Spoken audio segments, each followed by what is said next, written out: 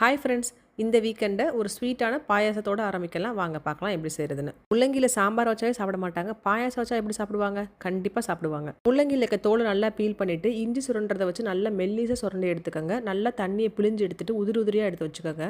சுத்தமாக தண்ணி இருக்கக்கூடாது, அதுதான் மெயினான விஷயம். இப்போ ஒரு சட்டியில் 3 to 4 டீஸ்பூன் நெய்யை ஊற்றி இப்போ சுரண்டி வச்சிருந்த முள்ளங்கி அதில் போட்டுருங்க. நல்லா பெரட்டி விடுங்க.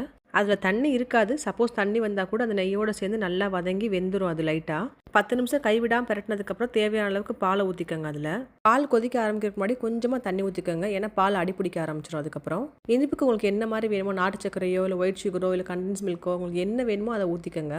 லாஸ்ட்டாக 2 ஸ்பூன் எண்ணெய் ஊற்றி கிஸ்மிஸ், முந்திரி பழம், சாரப்பருப்பு உங்கள்கிட்ட என்னென்ன இருக்கோ அதெல்லாம் வறுத்து உள்ளே போட்டுக்கோங்க. ரொம்ப மனமாக சூப்பராக இருக்கும். இதை கண்டிப்பாக இந்த வீக்கெண்டில் செஞ்சு பாருங்கள். பாயாசத்தை கையில் கொடுத்துட்டு எதில் பண்ணிக்கன்னு சொல்லாதீங்க. அவங்களே முடிஞ்சால் கண்டுபிடிக்கட்டும். Nice. You like? Yep.